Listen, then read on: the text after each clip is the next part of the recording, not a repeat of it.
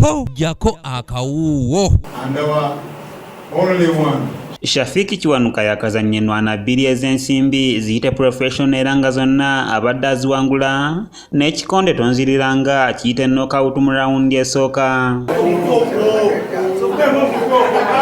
Luno lwe lulwana lwe olugendo okubeera olwokusatu mu lugendo lwe olw'ebikonde era ng'agenda kutunka ne Munansi w'eggwanga lya Zibabwe Dube Samuthanga ng'ono nno yatuuse dda mu ggwanga era nga balabiseeko eri bannamawulire nga buli omu awera.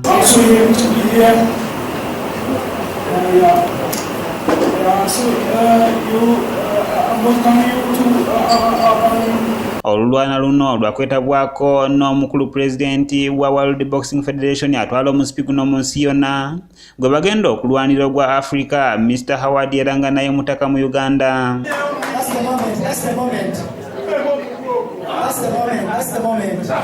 Oluzannya luno lugenda kubeera kansanga ewaali Wonder World Auditorium ku International University of East Africa era nga bano olwaleero bapimiddwa obuzito bwabwe okwetegekera olulwana olw'enkya ku Lwokutaano nga 29.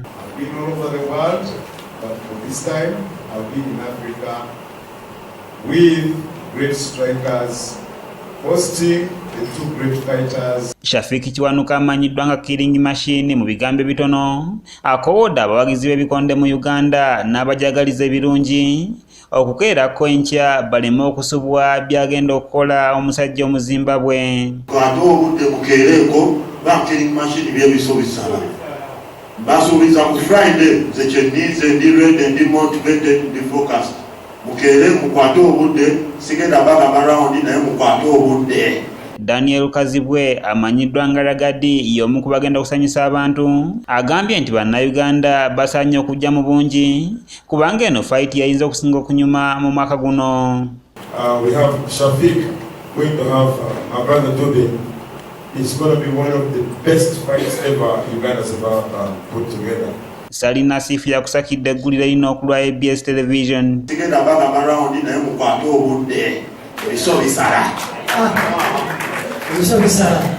Okay.